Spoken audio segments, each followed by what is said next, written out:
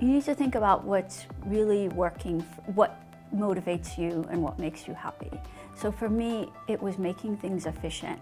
I remember when my family got our first computer. I remember when it arrived and into our living room, and I was like blown away by this machine and how it had changed our lives. And I knew I wanted to be a part of making things more efficient. I was like 15. So it took a while to get to, I want to do that, make finance more efficient. It took many more years, but that underlying desire never went away. When I was in business school, everyone wanted to go into investment banking and consulting, and I thought, what's wrong with me? Why do I want to go into technology? There were no jobs in technology, there was no fintech.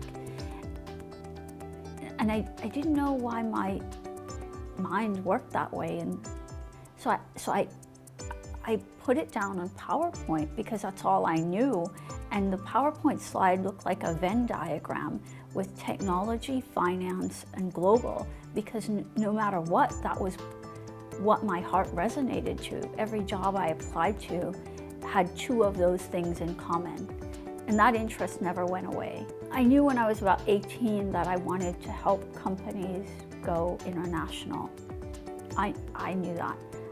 I grew up in different countries, so for me, talking about a global environment was just the way I lived.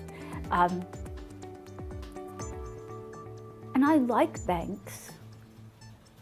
I remember when my dad first told me how banks worked, I was like, oh, so they lend money from other people's money, okay. It's interesting. It's just a subject matter that's always cutting edge, always topical. People always have something to say about it. Whatever happens in the news, it will be reflected in your job. You will be talking about it when you go in on the water cooler, and you have to evaluate how it will impact your portfolio. So I'm going to be reading about the news anyway. I might as well do it for a job. And the technology part comes from wanting to just not accept the status quo and continue to innovate, and the creativity that we spoke about. But I couldn't do just two of those. It had to be all three. I wouldn't have been happy. So now to go into fintech, that's great. Look, we need MBAs, we need talent.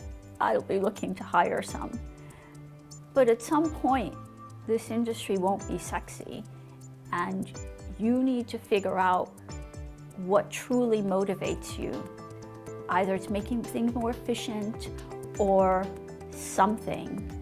You need to figure out for yourself why you're choosing it, what makes it enticing for you, and it can't be the pay. It just cannot.